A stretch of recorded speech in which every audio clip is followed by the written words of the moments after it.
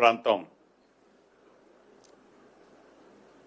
హైదరాబాద్, రంగారెడ్డి, మేడ్చల్, సంగారెడ్డిలో కొంత ప్రాంతం, ఈ 4 జిల్లాలలోని ఈ ప్రైమ్ ఏరియాకు సంబంధించిన ప్రాంతాలలో ప్రధానంగా ఈ 22A ఏదైతే ప్రైవేటు ఆస్తుల్ని ప్రొహిబిటెడ్ లిస్టులో పెట్టారని, ప్రైవేటు ఆస్తులు ప్రైవేటు వ్యక్తులు ట్రాన్సాక్షన్ చేసుకునేటప్పుడు ఆ వివిధ శాఖలకు సంబంధించిన స్టాంప్స్ అండ్ రిజిస్ట్రేషన్ సబ్ రిజిస్ట్రార్లు కానీ, వ్యవసాయ భూములు అయితే ఎంఆర్ఓలు కానీ రిజిస్ట్రేషన్లు చేయడానికి ఇబ్బంది పెడుతున్నారనేది ప్రత్యక్షంగా కొంతమంది మిత్రులు మీ ద్వారా కానీ ప్రత్యక్షంగా కానీ నన్ను కలవటం, అదే రకంగా ఎవరైతే రిజిస్ట్రేషన్ కోసం పోయిన వాళ్ళు మా ప్రాపర్టీ ప్రైవేటు ప్రాపర్టీ ప్రొహిబిటెడ్ లిస్ట్లో ఉన్న కారణంగా మేము రిజిస్ట్రేషన్ ట్రాన్సాక్షన్ చేసుకోవాలనుకుంటున్నాం అని కొంతమంది మిత్రులు వెళ్ళినప్పుడు వారికి అక్కడ ప్రొహిబిటెడ్ లిస్టులో ఉందని తెలిసి వారి అప్లికేషన్ని స్టాంప్స్ అండ్ రిజిస్ట్రేషన్కి సంబంధించిన సబ్ రిజిస్ట్రార్ దగ్గరనో, ఎంఆర్ఓ గారి దగ్గరనో, కలెక్టర్ గారి దగ్గరనో, కొన్ని మీ దగ్గరనో, కొన్ని నా దగ్గరనో ఇవ్వటం జరిగింది. ఈ రోజు వరకు ఏవైతే ఇందాక నేను 4 జిల్లాల్లో చెప్పానో, మేడ్చల్ జిల్లాలో అత్యధికంగా 511 అప్లికేషన్లు నిన్నటి వరకు లాస్ట్ వర్కింగ్ డే సాటర్డే వరకు రావటం జరిగింది. రంగారెడ్డి జిల్లాలో 146 అప్లికేషన్లు, హైదరాబాద్లో 49, సంగారెడ్డిలో 38, ఆల్ టుగెదర్ కలిసి 757 మంది ప్రైవేటు భూమి 22Aలో పెట్టారు అని వారు అప్లికేషన్లు ఇవ్వటం జరిగింది. ఈ ఇచ్చిన వాళ్లే కాకుండా ఇంకా ఇవ్వని వాళ్ళు కూడా కొంతమంది ఉండే ఆస్కారం ఉంది. ఎందుకంటున్నానంటే ఏదైతే గడిచిన 2 వారాలు ప్రతి వారము రెగ్యులర్గా మీ ద్వారా కొంతమంది ప్రత్యక్షంగా నాకు ఫోన్ చేసిన వాళ్ళు, గౌరవ లోకేష్ గారు కానీ, రాజీవ్ గాంధీ గారు కానీ, గౌరవ కలెక్టర్లు చెప్తున్న దాన్ని బట్టి నా దృష్టికి వచ్చిన దాన్ని దృష్టిలో ఉంచుకొని ఈ రోజు జరిపిన మీటింగ్ కాకుండా గతంలో 2 టైమ్స్ గౌరవ జిల్లా కలెక్టర్లు, రాష్ట్రంలో ఉండే ఈ శాఖలకు సంబంధించిన ఉన్నతాధికారులు, అదే రకంగా డిఆర్లు డిస్ట్రిక్ట్ రిజిస్ట్రార్లను కూడా సమావేశాలు ఏర్పాటు చేసి దీని మీద విధి విధానాలు కొన్ని ఆ రోజు గ్రౌండ్ రియాలిటీ ఏంది, రియల్గా అసలు 22Aలో ఎందుకు వచ్చాయి, ఎలా వచ్చాయి, దీనికి కారణం ఏంటి అని లాస్ట్ 2 మీటింగ్స్ లో వారికి కొంత హోంవర్క్ ఇచ్చి ఈ రోజు ఉదయం 9 గంటల నుంచి మధ్యాహ్నం 1:15 వరకు సుదీర్ఘంగా సబ్ రిజిస్ట్రార్ స్థాయి నుంచి ఐజీ స్థాయి వరకు, ఎంఆర్ఓ స్థాయి నుంచి మంత్రి స్థాయి వరకు సుదీర్ఘంగా ఈ 4 జిల్లాల్లో ప్రైమ్ ఏరియాలో ఉన్న ఉన్నతాధికారులు, సబ్ రిజిస్ట్రార్లు, ఎంఆర్ఓలు అందరితో కూర్చొని సుదీర్ఘంగా కేస్ బై కేస్ చాలా మైన్యూట్ గా ఐడెంటిఫై చేసిన వాటితో పాటు ఐడెంటిఫై చేయని వాటిని కూడా ఎక్కడెక్కడ ఏ రకమైన సమస్యలు ఉన్నాయి, ఈ సమస్యలు ఉత్పన్నం కావడానికి కారణం ఏంటి అనేది ఇన్ డీటెయిల్ గా చర్చించడం జరిగింది. దీంట్లో అత్యధికంగా 511 అప్లికేషన్లు ఏవైతే మేడ్చల్ వచ్చాయో, ఉదాహరణకు 1-2 మీకు ఎగ్జాంపుల్స్ ఇస్తున్నాను. ఫైనల్ గా ఏమి ఆదేశాలు ఇచ్చానో కూడా మీ ద్వారా ఈ క్యూర్ ప్రాంతంలో ఉన్న ప్రజలకే కాకుండా రాష్ట్రంలో మిగిలిన కొన్ని ప్రాంతాల్లో రేర్ కేసెస్ చాలా తక్కువ ఉన్నాయి, అత్యధికంగా ఇక్కడే ఉన్నాయి. వీరికి కూడా కొన్ని సందేశాన్ని ఇవ్వాల్సిన బాధ్యత ఆ శాఖ మంత్రిగా నా మీద ఉంది. దాన్ని దృష్టిలో పెట్టుకొని ప్రత్యక్షంగా ఏదో ప్రెస్ నోట్ రిలీజ్ చేయడం కాకుండా మీ ద్వారానే మీతో మాట్లాడి చర్చించి డెఫినెట్ గా ఇంకా అదనంగా ఏమైనా న్యాయబద్ధంగా వారి ఆస్తికి ఈ ప్రభుత్వం ఎక్కడ ఆటంకం కలిగించాలన్నది లేదు. అది ట్యాగ్ లైన్. ఏ ప్రైవేటు ఆస్తులకి ఈ ప్రభుత్వం ఒక్క గజమ ఆస్తికి కూడా ఆటంకము కలిగించొద్దన్నదే ఈ ప్రభుత్వం యొక్క ఆలోచన. ఇదే మాట 2 రోజుల క్రితం గౌరవ ముఖ్యమంత్రి గారు కూడా కుక్కటపల్లి హౌసింగ్ బోర్డుకు సంబంధించి ఇందిరమ్మ టవర్స్ శంకుస్థాపనలో కూడా గౌరవ ముఖ్యమంత్రి గారు కూడా చెప్పడం జరిగింది. మళ్ళీ అదే నేను రిపీట్ చేస్తున్నాను మీ ద్వారా. అయితే ఈ 511 మేడ్చల్ సంబంధించిన దాంట్లో సుమారు 320-325 అప్లికేషన్లు యుఎల్సీకి సంబంధించినవి. ఈ యుఎల్సీ గతంలో అది 2001-2002 నుంచి లగాయితూ ఇప్పటి వరకు ఏవైతే యుఎల్సీలు క్లియర్ చేసినాయి న్యాయబద్ధమైనవి ఉన్నాయి. దీంట్లో ఈ 320 అప్లికేషన్లు ఏవైతే యుఎల్సీకి సంబంధించినవి వచ్చినాయో మెజారిటీ అప్లికేషన్లో రీజనబుల్ జెన్యూనే. కానీ ఇవి గతంలో యుఎల్సీ ల్యాండ్ అంటే గవర్నమెంట్ ల్యాండ్ అని ఉన్న కారణంగా ఏదైతే ఆన్లైన్ లో గతంలో ఇవన్నీ కూడా ప్రొవిటల్ లిస్ట్ లోనే ఉన్నాయి. కానీ ప్రతిదానికి ఒక ప్రొసీడింగ్, ఒక జీవోలు ఉన్నాయి. ఈ ప్రొసీడింగ్స్, జీవోస్ ఉన్న కారణంగా ఆనాడు సబ్ రిజిస్ట్రార్లు వాళ్ళన్నిటినీ కూడా ప్రైవేట్ ఆస్తులనే ట్రీట్ చేసి ట్రాన్సాక్షన్స్ జరిపారు. కానీ 2025 కదండి హైకోర్టు ఇచ్చింది. 2025 సెప్టెంబర్లో ఆనరబుల్ హైకోర్టు సుమారు ఆనరబుల్ హైకోర్టులో 6,000 పైచిలకు ఈ ప్రొవిటల్ లిస్టుకు సంబంధించిన కేసులు ఆనరబుల్ హైకోర్టులో ఉన్నాయి.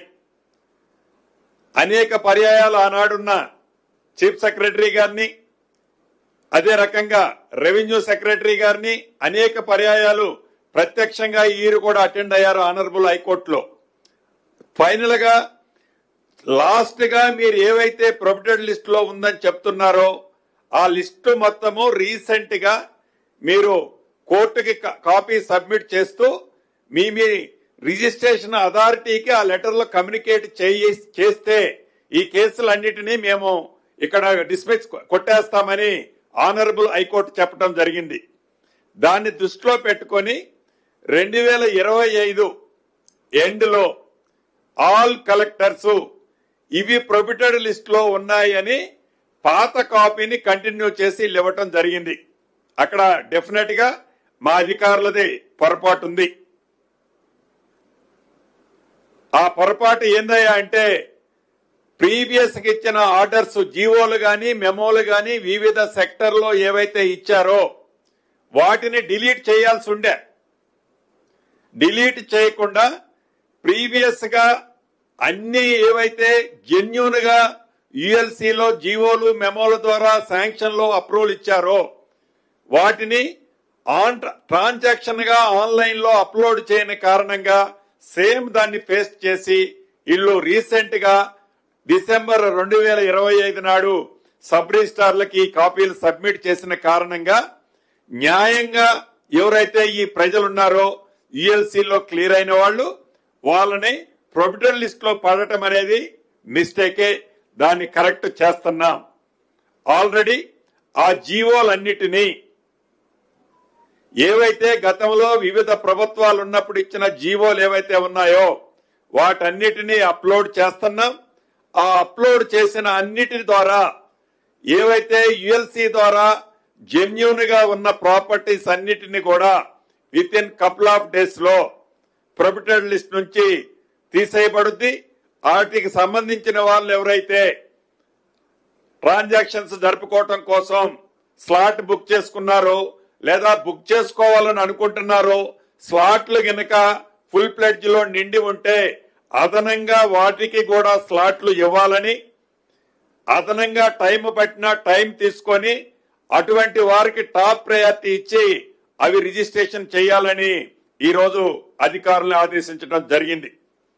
ఒక యుఎల్సీలోనే కాదు, ఏదైతే జిహెచ్ఎంసీ ద్వారానో హెచ్ఎండి ద్వారానో వివిధ ప్రభుత్వ శాఖల ద్వారా ఓపెన్ ఆక్షన్ ద్వారా సేల్ చేసిన ప్రాపర్టీస్ ఏవైతే ఉన్నాయో సేల్ ట్రాన్సాక్షన్ అంతా ఆనాడు జరిగింది యాజ్ పర్ జీవోలు మెమోలు ప్రకారం. జరిగిన తర్వాత ఆ జరిగిన సేల్ ట్రాన్సాక్షన్స్ ని ఆన్లైన్ లో ఇంపోర్ట్ చేసుకోలేదు. హార్డ్ కాపీ ద్వారా రిజిస్ట్రేషన్లు జరుపుకుంటా వస్తున్నాయి. ఆన్లైన్ వచ్చేసరికి వాటిని డిలీట్ చేయని కారణంగా ప్రొహిబిటెడ్ లిస్ట్ లో ఆ పేర్లు డిలీట్ చేయని కారణంగా అవి కూడా మళ్ళీ ప్రొహిబిటెడ్ లిస్ట్ లోకి వచ్చిన మాట వాస్తవం. వాటిని కూడా ఆ జీవోలన్నీ ఆల్రెడీ అప్లోడ్ చేశాం నిన్న 14th నాటికి. ఇంకా ఎక్కడైనా 1 అటువంటిది మిస్ ఉన్నా కూడా ఎవరు కూడా ఆందోళన చెందాల్సిన అవసరం లేదు. ఎవరో ఏ మెట్లెక్కి తిరగాల్సిన అవసరం లేదు. జస్ట్ మీరు ఒక అప్లికేషన్ సబ్ రిజిస్ట్రార్ దగ్గర కానీ, డిస్ట్రిక్ట్ రిజిస్ట్రార్ దగ్గర కానీ, ఎంఆర్ఓ దగ్గర కానీ, ఆర్డీఓ దగ్గర కానీ, కలెక్టర్ దగ్గర కానీ సింగిల్ ప్లేస్ లో మీరు ఒక అప్లికేషన్ ఇస్తే చాలు. అప్లికేషన్ లో మీ కాంటాక్ట్ నెంబర్ మెన్షన్ చేయండి. వితిన్ 3 to 5 days లోపు న్యాయబద్ధమైన మీ ఆస్తులకి ఈ ప్రభుత్వం పూర్తి బాధ్యత భరోసా తీసుకుంటది. ఆ శాఖ మంత్రిగా నాదే. అంతేకాదు గతంలో గ్రామీణ ప్రాంతంలో వ్యవసాయ భూముల్లో రిజిస్ట్రేషన్లు జరిగేటప్పుడు ప్రభుత్వం ప్రైవేటు భూముల్ని ఎక్విజిషన్ చేసినప్పుడు కొన్ని ప్రాంతాల్లో పార్ట్లీ ఎక్విజిషన్ జరిగినప్పుడు ఆ పార్ట్లీ ఎక్విజిషన్ జరిగే దాంట్లో అది ప్రభుత్వ స్థలంగా ఐడెంటిఫై చేసి ఆ నెంబర్లో కొన్ని ఇక్కడ హైదరాబాద్ ఈ కోర్ ప్రాంతంలో కూడా ప్రొహిబిటెడ్ లిస్ట్ లో పెట్టడం జరిగింది. వాటిని కూడా ఐడెంటిఫై చేశాం. వాటిని కూడా వితిన్ కపుల్ ఆఫ్ డేస్ లోనే ఆల్రెడీ కొన్ని ఇప్పటికే తీసేశారు ప్రొహిబిటెడ్ లిస్ట్ నుంచి. ఇంకా ఎక్కడైనా 1 మిస్ అయి ఉన్నా కూడా ఎవరూ ఆందోళన చెందాల్సిన అవసరం లేదు. ఎవరైనా ప్రొవోక్ చేస్తే అది వారి విజ్ఞతకే వదిలేస్తున్నాము. ఎవరూ ఆందోళన చెందాల్సిన అవసరం లేదు. న్యాయబద్ధంగా ఎవరైతే ప్రైవేటు ఆస్తులు ఉన్నాయో వాటన్నిటినీ తప్పకుండా వితిన్ షార్ట్ స్పెల్ లోనే వాటిని ఆ ప్రొహిబిటెడ్ లిస్ట్ నుంచి తీసేయటమే కాకుండా వాళ్ళ ట్రాన్సాక్షన్స్ ఏవైతే ఉన్నాయో అవన్నీ యాజ్ పర్ ప్రైవేట్ సెక్టార్ లో చేసినట్టు ప్రీ హోల్డ్ నుంచి సేకరించి వాటన్నిటినీ చేయటం జరుగుద్ది. అదే రకంగా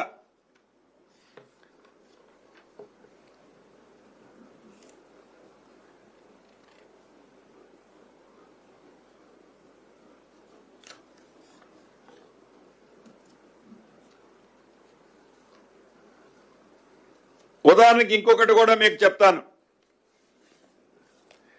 రంగారెడ్డి జిల్లాలో ఒక 12 ఎకరాల ల్యాండ్ ఉంది. ఈ 12 ఎకరాల ల్యాండ్ ఆసామి ఒక 2 ఎకరాల భూదానం అని ఇచ్చాడు. ఈ భూదానం ఇచ్చిన ల్యాండ్ ఎటు పక్క ఉన్నదో తెలియదు. ఆ సర్వే నెంబర్ మెన్షన్ చేశాడు. సింపుల్ గా ఇది భూదాన ల్యాండ్ అని చెప్పాడు. ఆ సర్వే నెంబర్ 12 ఎకరాలు ఉంది. ఈ అధికారులు గాని ఫిజికల్ లో ప్రాపర్ గా వెరిఫై చేసి ఉండి 2 ఎకరాలే మనం ప్రొహిబిటెడ్ లిస్ట్ లో పెట్టాలి. అలా కాకుండా ఈ 12 ఎకరాలు కూడా ప్రొహిబిటెడ్ లిస్ట్ లో పెట్టడం జరిగింది. అటువంటి వాటిని కూడా యుద్ధ ప్రాతిపదిక మీద ప్రభుత్వ ఆస్తులు పోగొట్టుకోకుండా ఏదైతే భూదాన ల్యాండ్ ఉందో దానికి స్థానిక ఎంఆర్ఓ సర్వే వెళ్లి వితిన్ ఈ 1-2 days లోనే అటువంటి స్పెసిఫిక్ ప్రాపర్టీస్ ఏవైతే ఉన్నాయో జియో ట్యాగుల ద్వారా ఆ ల్యాండ్ ని మార్క్ చేసి మిగిలిన 10 ఎకరాలని ఫ్రీ హోల్డ్ లో ఉంచి ప్రైవేట్ ఆస్తిగా ఉంచి ఆ ఆసాం ఎవరైతే ఉన్నారో 2 ఎకరాలు భూదానికి ఇచ్చిన దాన్ని ప్రభుత్వం ప్రొటెక్ట్ చేసుకుంటుంది. మిగిలిన 10 ఎకరాలు ఇదొక ఎగ్జాంపుల్. ఇటువంటిది కపుల్ ఆఫ్ థింగ్స్ ఉన్నాయి. నాట్ ఓన్లీ ఒక భూదానే, దేవాదాయ భూమికి సంబంధించిన దాంట్లో, ఫారెస్ట్ కి సంబంధించిన దాంట్లో గతంలో అప్పుడు లేనిది ఇప్పుడు ఎందుకు వచ్చింది అనే సమస్య ప్రజల్లో ఒకటి ఉన్నమాట వాస్తవం. ఆనరబుల్ కోర్టు చెప్పిన దాని ప్రకారం ఏదైతే 22A లిస్టు రీసెంట్ గా డిసెంబర్ ఎండ్ లోనో జనవరి ఫస్ట్ వీక్ లోనో ఇచ్చారు. ఆ రీసెంట్ గా ఇచ్చే దాంట్లో డిలీట్ చేయాల్సిన డిలీట్ చేయకుండా యాజ్ పర్ జీవోల ప్రకారం మెమోల ప్రకారం అఫీషియల్ గా ప్రభుత్వం ఇచ్చిన వాటిని డిలీట్ చేయని కారణంగా, గతంలో వాటిని అప్లోడ్ చేయని కారణంగా సేమ్ రిపీట్ అవటం వల్ల ప్రజలకి కొంతమందికి ఇబ్బంది కలిగిన మాట వాస్తవం. దానికి నేను నిజంగా చాలా వారందరికీ కూడా నా పక్షాన సారీ చెప్తున్నాను. అంతేకాదు ఈ ప్రభుత్వానికి సెకండ్ థింకింగ్ ఏం లేదు. ఈ ప్రభుత్వం అధికారులకు కూడా ఈరోజు నేను ఉన్నతాధికారుల సమక్షంలో గౌరవ సబ్ రిజిస్ట్రార్లు, ఎంఆర్ఓలు, మిగిలిన అధికారులకి చాలా క్లియర్ డైరెక్షన్స్ ఇచ్చాను. ఏదో బూచి చూపించి, ఏదో కారణమని చెప్పి, ఏదో ఉందని చెప్పి ఎవరిని ఆఫీసుల చుట్టూ తిప్పుకునే పరిస్థితి రావద్దు. అటువంటి పరిస్థితి ఉంటే నేను కూడా స్పాట్ లోనే అటువంటి వారి మీద చాలా సివియర్ యాక్షన్ తీసుకోవటం జరుగుద్దని చెప్పాను. అదే రకంగా ఇద్దరు అధికారులు, ఒకరు రెవెన్యూ సెక్టార్ నుంచి, ఒకరు స్టాంప్స్ అండ్ రిజిస్ట్రేషన్ ఉన్నతాధికారులు ఇద్దరు, వీరిద్దరికే అక్కడ చెప్పాను, ఇప్పుడు కూడా చెప్తున్నాను. ఒక ఉన్నత స్థాయి కమిటీని కూడా ఈ రోజే కాన్స్టిట్యూట్ చేస్తారు. ఎవ్రీ వీక్ ఈ కమిటీ ఏవైతే ఈ సమస్యలు వస్తున్నాయో కేస్ బై కేస్ జెన్యూన్ ఉన్న కేసుని అక్రాస్ ది టేబుల్ పరిష్కరించే విధంగా, ఆదేశాలు ఇచ్చే విధంగా వీరిద్దరికి ఇప్పుడే నేను ఆర్డర్ వేశాను. అదే రకంగా టోల్ ఫ్రీ నంబర్ కూడా ఒకటి మీ ద్వారా ఎవరైతే ఈ నిషేధిత జాబితాలో ఉన్నారని, అభద్రతకు లోను కావద్దని చెప్పటం కోసం ఒక టోల్ ఫ్రీ నెంబర్ ని కూడా మీ ద్వారా వారికి తెలియజేస్తున్నాను. కంప్లైంట్స్ ఏవైనా ఉంటే రాతపూర్వకంగా ఇచ్చినా పర్వాలేదు, ఈ టోల్ ఫ్రీ నెంబర్ కమ్యూనికేట్ చేసినా మళ్ళీ మా పక్షానే డిపార్ట్మెంట్ సైడ్ నుంచే వారికి కమ్యూనికేషన్ కూడా వస్తుంది. 8518 ఉండదు అనుకుంటా, ఉంటుందా? 11 డిజిట్స్ 18005 టోల్ ఫ్రీ నెంబర్ అండి. 18005 994788. మళ్ళా రిపీట్ చేస్తున్నాను, 18005 994788. ఇది టోల్ ఫ్రీ నెంబరు. ఎవరైతే న్యాయబద్ధంగా వారి కష్టార్జితంతో సంపాదించుకున్న ఆస్తులున్నాయో, నేను కూడా చూశాను, కొంతమంది మీడియా మిత్రులు చెప్పి రాసిన దాన్ని చూశాను. ఒక చిరు ఉద్యోగి 100 గజాలో 110 గజాలో దాని రిజిస్ట్రేషన్ కి నేను ఏదో ట్రాన్సాక్షన్ కోసం అమ్ముకోవటానికి పోతే నా ప్రాపర్టీ నిషేధిత జాబితాలో ఉందని. పాపం తను అనే దాంట్లో న్యాయం ఉంది. ఎందుకంటే తను 6 కాలం కష్టపడి సంపాదించుకున్న ఆ ప్రాపర్టీలో తను పూర్తి సర్వాక్కులో ఉన్నా అనుకున్న టైంలో ప్రభుత్వం దాని నిషేధిత జాబితాలో ఉన్నదన్నప్పుడు డెఫినెట్ గా తను ప్యానిక్ పోయే దాంట్లో అర్థం ఉంది. అటువంటి పరిస్థితి భవిష్యత్తులో ఉండొద్దని ఎవ్రీ వీక్ ఈ ఉన్నతాధికారుల కమిటీ సమీక్షిస్తుంటది. టోల్ ఫ్రీ నెంబర్లలో కంప్లైంట్ స్వీకరిస్తుంటాం, రిటర్న్ పూర్వకంగా మీరిచ్చే కంప్లైంట్లు సేకరిస్తుంటాం. ప్రభుత్వ భూములు కాని వాటిని, ప్రైవేటు ఆస్తులని తప్పకుండా ఈ ప్రభుత్వం వాళ్ళకి పూర్తి భద్రత భరోసా కల్పిస్తుందే తప్ప ప్రైవేటు ఆస్తులు తీసుకొచ్చి ప్రభుత్వ ఆస్తులుగా ఈ ప్రభుత్వం ఎట్టి పరిస్థితిలో చిత్రీకరించదు. అదే రకంగా CS7, CS14 ఇవి కూడా చాలా ప్రాంతాల్లో ఉన్నాయి. ఇవి కూడా సైజబుల్ గా ప్రొవిడెంట్ లిస్ట్ లో ఈనాడు ఉన్నాయి. వీటికి సంబంధించిన వాటిలలో ఆనరబుల్ సుప్రీంకోర్టు ద్వారా, ఆనరబుల్ సుప్రీంకోర్టు గైడెన్స్ ద్వారా, లేకుంటే వివిధ ఫోరముల్లో తెచ్చుకున్న గైడెన్స్ల ద్వారా గత ప్రభుత్వాలు ఏవైతే అవి అపార్ట్మెంట్లకు కానీ లేఅవుట్లకు కానీ అఫీషియల్ పర్మిషన్లు ఇచ్చారో ఆ అఫీషియల్ పర్మిషన్ ఇచ్చిన వాటన్నిటినీ CS7, CS14 కి సంబంధించిన వాటిని కూడా కండిషనల్ రిజిస్ట్రేషన్ చేయటానికి, ఎందుకు కండిషనల్ రిజిస్ట్రేషన్ అంటే ఈ CS7, CS14 అనేది ఆనరబుల్ సుప్రీంకోర్టు ఫుల్ బెంచ్ లో కేసు నడుస్తుంది. ఆ కేసు తీర్పుకి అనుగుణంగా భవిష్యత్తులో ఇబ్బంది కలగకుండా ఉండే విధంగా ఈ CS7, CS14 కి సంబంధించిన వాటిని కూడా రిజిస్ట్రేషన్లు చేయాలని ఈ రోజు అధికారులకు ఆదేశాలు ఇవ్వటం జరిగింది. అదేవిధంగా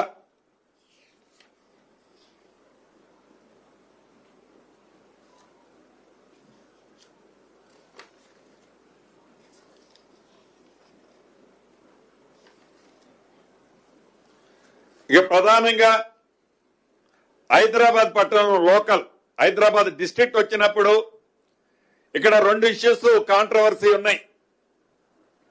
ఒకటి GHMC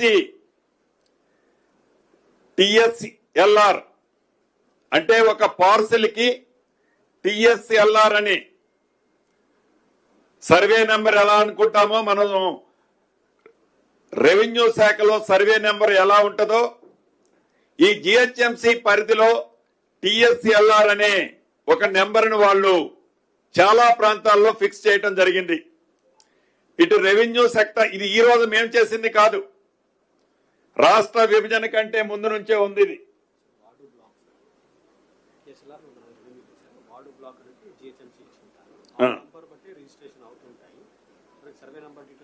సో ఈ TSLR అనేది రెవెన్యూదే, వార్డు బ్లాక్ అనేది GHMC వాళ్ళు చేసింది.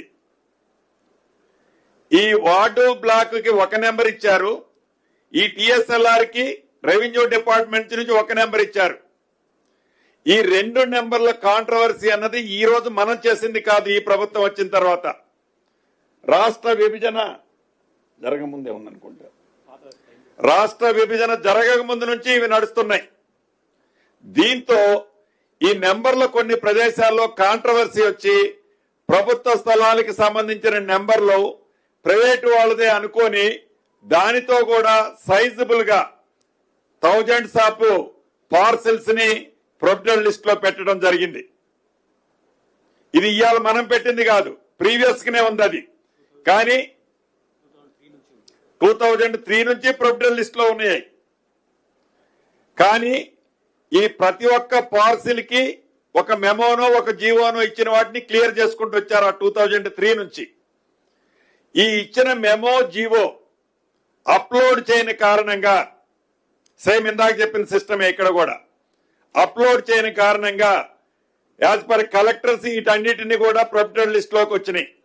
నాకు తెలిసి నియర్లీ ఒక 38,000 పార్సిల్స్. వాటన్నిటిని కూడా ఈ రోజు కానీ రేపు సాయంత్రం లోపు కూడా డెఫినెట్ గా ఆ POB 22A ఏదైతే ఉందో దాన్ని రిమూవ్ చేయాలని ఆ జిల్లా అధికారులకు ఆదేశాలు ఇచ్చాను. వాళ్ళు మాక్సిమం ఈ రోజు నైట్ కి అవన్నీ కూడా క్లియర్ చేయడం జరుగుద్ది. అదే రకంగా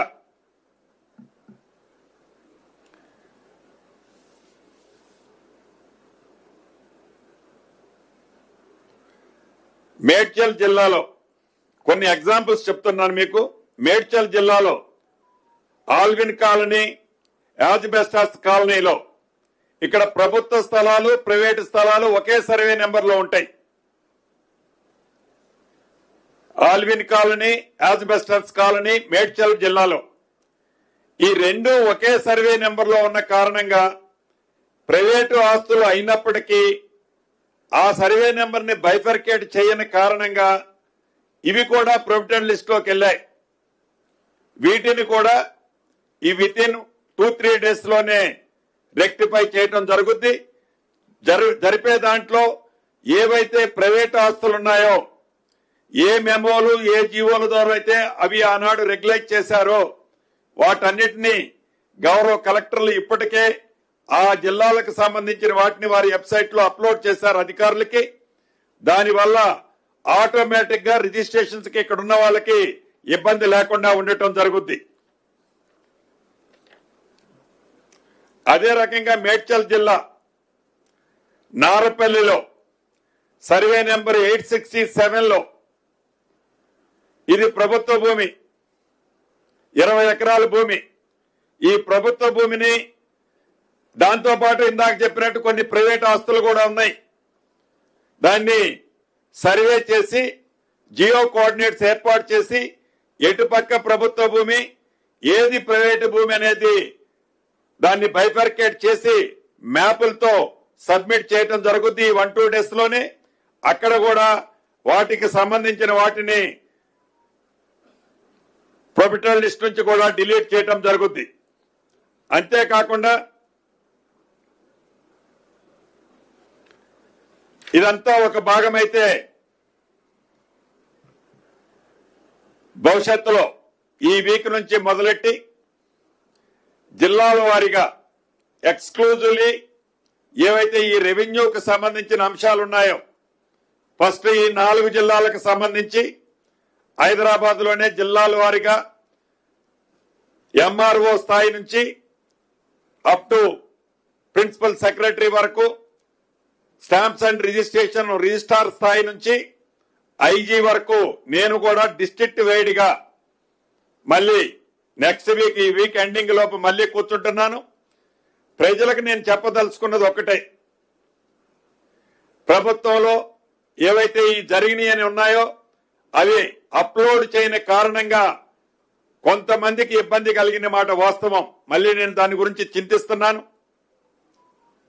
చింతించడమే కాకుండా వాటిని 100% ప్రభుత్వ పక్షాన రెగ్యులేషన్ చేస్తాము. అదే విధంగా ప్రైవేటు ఆస్తుల్ని కాపాడేది ఎంత ఇంపార్టెంటో, వాళ్ళకి ఎంత ప్రొటెక్షన్ చేయాల్సిన ఇంపార్టెన్స్ ఉందో అదే పద్ధతిలో ప్రభుత్వ స్థలాలను కూడా కాపాడే దాంట్లో ప్రభుత్వం 360 డిగ్రీస్ లో వెట్టింగ్ చేసి ప్రజలకు ఇబ్బంది లేకుండా ఉండే విధంగా ఈ ప్రొవిడెంట్ లిస్ట్ లో జరిగిన వాటిని అడ్వాంటేజ్ తీసుకొని గవర్నమెంట్ ఆస్తుల కోసం ఎవరైనా ప్రయత్నం చేస్తే అటువంటిది చేయలేమని కూడా ఈ వేదిక ద్వారా అటువంటి మిత్రులకి మరొక్కసారి తెలియజేసుకుంటూ ఈ 4 జిల్లాలతో పాటు రాష్ట్రంలోని మిగతా జిల్లాలకు కూడా ఎక్కడైతే పరిస్థితి ఉందో అటువంటిది ఇందాక టోల్ ఫ్రీ నెంబర్ అందరికీ వర్తించుద్ది, దాన్ని కమ్యూనికేట్ చేయాలని మీడియా మిత్రుల ద్వారా తెలుపుతూ మీడియా మిత్రులను కూడా నేను హంబుల్ రిక్వెస్ట్ చేస్తున్నా. మీ దృష్టికి ఇందాకనే ఒక మిత్రుడు ఒక పేపర్ ఇచ్చారు. అదే రకంగా మీ దృష్టికి ఏదన్నా చిన్న అంశం వచ్చినా నా నెంబర్ మీ అందరి దగ్గర ఉంది, తప్పకుండా నాకు కూడా కమ్యూనికేట్ చేయండి. ఇదేదో నాకు సంబంధించింది కాదనో, ఇదేదో జరిగిపోవాలనో ఇతరత్రో ఈ ప్రభుత్వానికి అటువంటి ఆలోచన ఉండదు. ఎస్ జరిగిందంటే ఎస్ ఇది జరిగింది, ఇది కరెక్ట్ చేస్తున్నానని మీకు చెప్తున్నాను. నేనేమి బుకాయించడం లేదు. ధరణిలాగా మాదంతా 24 క్యారెట్ అని నేను బుకాయించడం లేదు. జరిగిన దాన్ని సరిదిద్దుతున్నాము. అది ఏ రకంగా జరిగినా సామాన్యులకు ఇబ్బంది కలగొద్దన్నదే ఈ ప్రభుత్వం యొక్క ఆలోచన. ఇబ్బంది కలిగించము. కాబట్టి రిజిస్ట్రేషన్లో అర్జెంట్ ఉన్న వాళ్ళు ఎవరైనా ఉన్నా ఎమ్మటే మీరొక్క రొటీన్ గా అయ్యేది మొత్తం అవుతుంది. అర్జెంటుగా ఉన్న వాళ్ళు ఉంటే టాప్ ప్రయారిటీలో వాళ్ళ జెన్యూనిటీని జస్ట్ వెట్ చేసేసి ఎమ్మటే క్లియర్ చేయటం జరుగుద్దని మీ ద్వారా ముఖ్యంగా హైదరాబాద్ పరిసర ప్రాంతాల్లో హైదరాబాద్ లో ఉన్న కుటుంబ సభ్యులందరికీ తెలుపుతూ సెలవు తీసుకుంటున్నాను.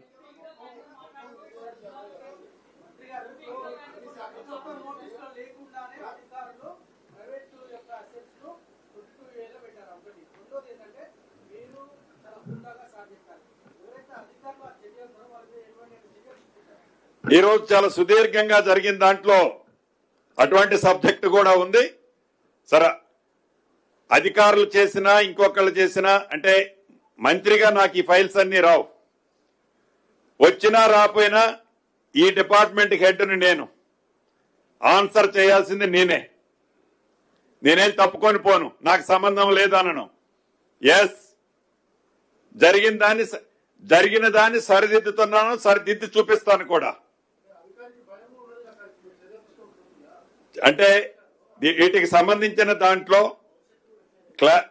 భవిష్యత్తులోకి ఇటువంటి జరిగింది, ఇంత ఎక్స్పీరియన్స్ వచ్చిన తర్వాత భవిష్యత్తులో ఎటువంటిది ఉండదు, చాలా క్లారిటీగా చేసి పెడతాం.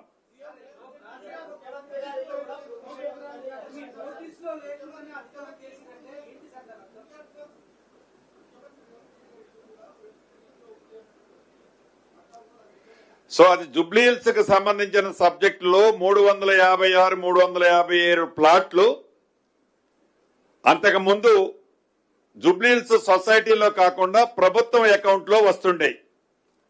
తదుపరి ఆ సొసైటీ బైలాస్ ప్రకారం ఇతరత్ర ఏవైతే ట్రాన్సాక్షన్స్ జరిగాయో సేమ్ ఇందాక చెప్పినట్లు ఆ ట్రాన్సాక్షన్స్ దీంట్లో ఎంటర్ అవ్వలే. ఆన్ పేపర్ ఉన్నాయి, ఆన్లైన్ లో లేని కారణంగా సేమ్ అదే పేస్ట్ అయింది.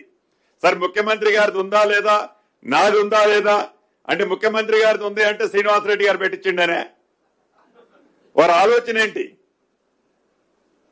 సో అది ముఖ్యమంత్రి గారిది ఉన్నా నాది ఉన్నా జరిగిన ఫ్యాక్ట్స్ ఏంటన్నది మీ ద్వారా రాష్ట్ర ప్రజలకు తెలుస్తున్నాను.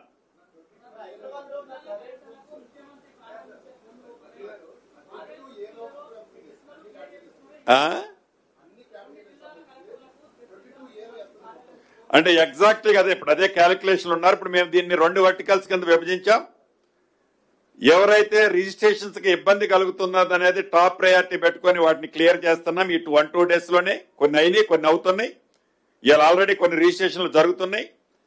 అదే రకంగా వీటితో పాటు సైమల్టేనియస్ గా ఆ నెంబర్లో వాటిలో జరిగిన వాటిని సేమ్ ప్రాక్టీస్ ఎక్కడైతే జరిగిందో అవన్నీ కూడా జీవోలు ఓపెన్ చేశాం. ఆ జీవోల ద్వారా అన్నిటిని కూడా క్యాల్కులేట్ చేస్తే టోటల్ ఏది ఉంది ఏది లేదన్నది కపుల్ ఆఫ్ డేస్ లో ఐ విల్ టెల్ యూ. మళ్ళీ నెక్స్ట్ దాంట్లో నేను I will tell you.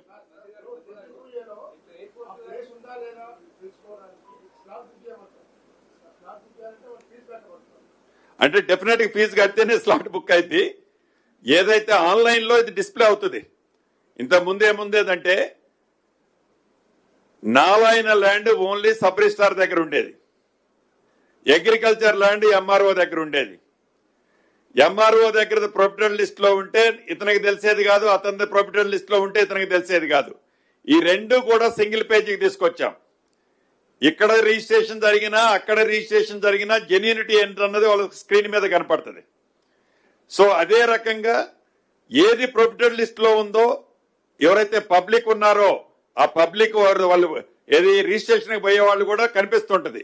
Just ఇందాక నేను చెప్పిన నాకు రిసీవ్ అయిన అప్లికేషన్లు నాకు అంటే అధికారులకి ఇంకా రిసీవ్ కానీ కూడా కొన్ని ఉంటాయి, డెఫినెట్ గా ఉన్నాయి, లేవని నేను అనను. వాటన్నిటిని కూడా నాకు ఇవ్వలేదు అప్లికేషన్ అని చేయకుండా ఉన్నాం. అప్లికేషన్ ఇచ్చినా ఇవ్వకుండా ఉన్నా అప్లికేషన్ ఇచ్చేది ఇమీడియట్లీ మాకు అలర్ట్ చేయడం కోసం. నార్మల్ కేసులో ప్రతి కేసుని ఇప్పుడు ఉన్న ఎక్స్పీరియన్స్ ని దృష్టిలో పెట్టుకొని ప్రతి కేసుని అన్నిటినీ రిజాల్వ్ చేసే కార్యక్రమానికి శ్రీకారం చుట్టాం.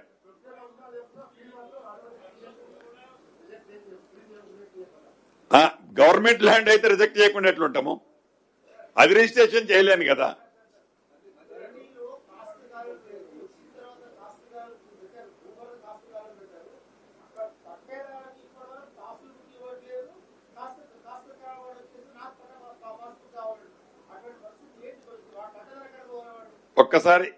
ఒక్కసారి కేసు బై కేసు మీది ఏముందో ఒక్కసారి డీటెయిల్స్ ఏదైనా మీ నోటీసులు ఉంటే మా సెక్రటరీ గారికి ఇవ్వండి అన్న, తప్పకుండా సాల్వ్ చేస్తాం.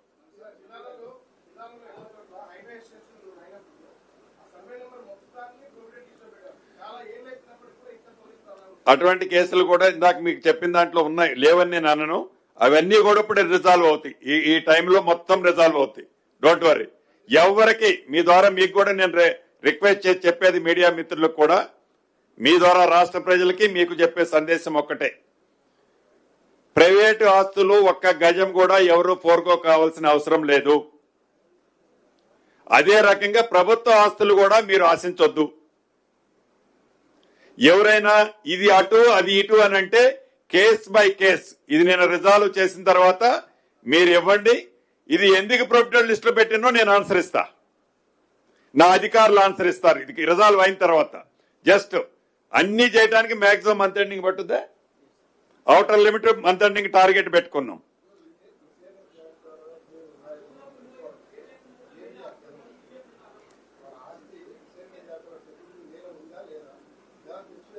మీకు డిస్ప్లే అవుతుంది కదా?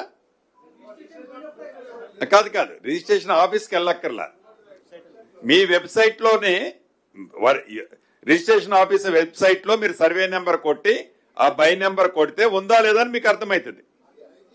ఆఫీస్ కూడా వెళ్ళక్కర్లా మీరు.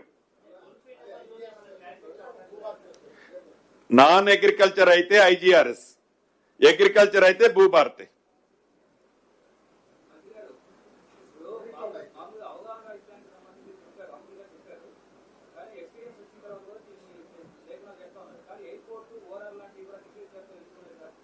ఎయిర్పోర్టు ఇక్కడ అదే లాజిక్ మీకు చెప్పేది. నేను ఇందాక మీది అన్న దాంట్లోనే ఆన్సర్ ఉంది. ఎయిర్పోర్టు అది గవర్నమెంట్ ఎక్విజిషన్ చేసిన ల్యాండ్. సో మెనీ జీవోల్స్ ద్వారా ఎయిర్పోర్ట్ ల్యాండ్ ని జిఎంఆర్ కి లీజ్ కి ఇచ్చింది, ఎయిర్పోర్ట్ కన్స్ట్రక్షన్ చేశారు. సో ఈ జీవోల్ అనేది ఆన్ పేపర్ ట్రాన్సాక్షన్స్ జరిగినాయి. ఇది అప్లోడ్ ఆనాడు అప్లోడ్ వాళ్ళు దాంట్లో చేయలే, సాఫ్ట్వేర్ లో అప్లోడ్ చేయలే. చేయని కారణంగా ఆటోమేటిక్ ఇదేంటి గవర్నమెంట్ స్థలం అనేది ఎక్విజిషన్ చేసినప్పుడు గవర్నమెంట్ స్థలం అని పెట్టాడు. గవర్నమెంట్ స్థలం అంటున్నారు, ఆటోమేటిక్ ప్రొఫిటెడ్ లిస్ట్ లో ఉంది. గందరగోళం ఏమి లేదు, చాలా జరిగిన దాన్ని సరిదిద్దుతున్నాం. దీంట్లో ఏ రకమైన గందరగోళం లేదు. ఎవరు ఆస్తి ఒక్క గజం కూడా ఫోర్గో అయ్యేది లేదన్నా. Thank you. బాధ్యుల పైన చర్యలంటే ఏం తీసుకోమంటారు చెప్పండి.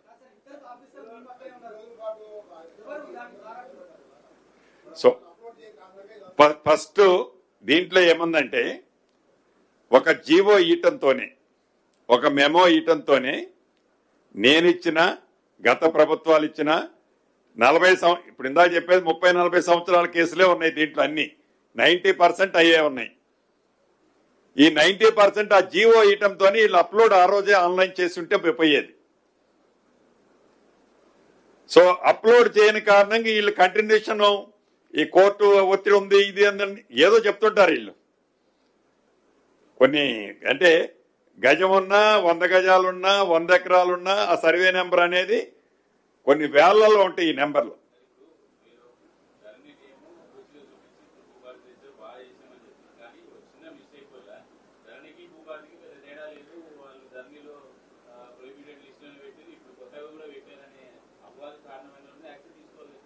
డెఫినెట్ గా ఇంకా దాన్ని పూర్తిగా ఉన్నత స్థాయి కమిటీ వేస్తున్నాం కాబట్టి ఆ కమిటీ నుంచి రిపోర్ట్ వస్తుందన్న. నేను టూ ఎర్లీ టు సే, ఏదో కళ్ళ తుడుపు కోసం చెప్పడంలో యాక్షన్ అన్నది సివియర్ గానే ఉంటది.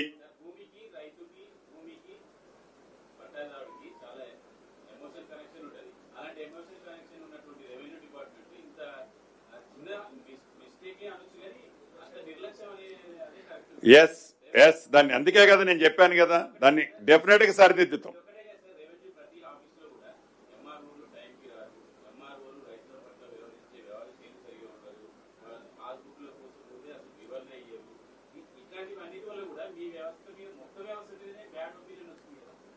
అవును, దాన్ని కూడా స్ట్రీమ్ లైన్ చేస్తాం, డెఫినెట్ గా చేయాలి సార్.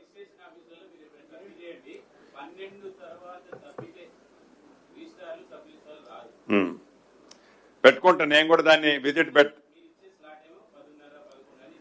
పెడతా, సర్ప్రైజ్ విజిట్స్ ఇప్పుడు మీ అడ్వైజ్ తో డెఫినెట్ గా పెట్టుకుంటా. పెట్టుకుంటా డెఫినెట్ గా, మీరు అన్నది స్ట్రీమ్ లైన్ చేస్తా. అవసరం ఉంది, ప్రక్షాళన చేయాల్సిన అవసరం ఉంది, చేస్తాను తప్పకుండా. థ్యాంక్ యూ అన్నా.